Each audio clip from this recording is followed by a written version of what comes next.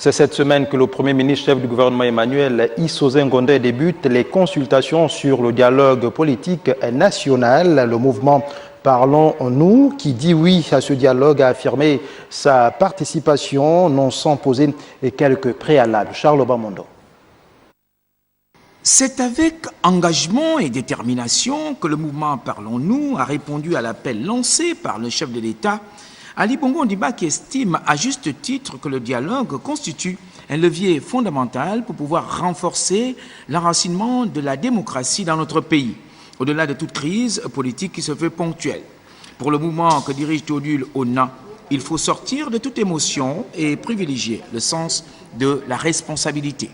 C'est pourquoi aujourd'hui, le dialogue est la meilleure alternative qui garantirait au peuple gabonais de sortir sereinement de cette crise. Oui, il faut affronter la situation avec courage et aller au dialogue qui nous est proposé par le régime. Le contexte l'exige. Nous devons nous asseoir face à face en nous regardant dans les yeux. Nous devons nous parler en gardant à l'esprit que nous n'avons pas un autre pays de rechange. La participation du mouvement à ce grand tour de table reste conditionnée tout de même par un certain nombre de préalables, parmi lesquels l'encadrement d'un arbitrage international. Dans le même élan, nous souhaitons qu'un médiateur de préférence internationale soit communément désigné afin de garantir non seulement le bon déroulement des assises, mais également et surtout l'application de toutes les mesures qui seront prises au cours de ce dialogue. La nature et la profondeur du débat recommandent la nécessité d'une participation assez élargie.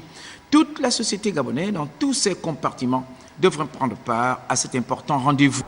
Si cette crise doit être réglée par le prisme du politique, il est néanmoins souhaitable que toutes les composantes, ou presque, participent au débat.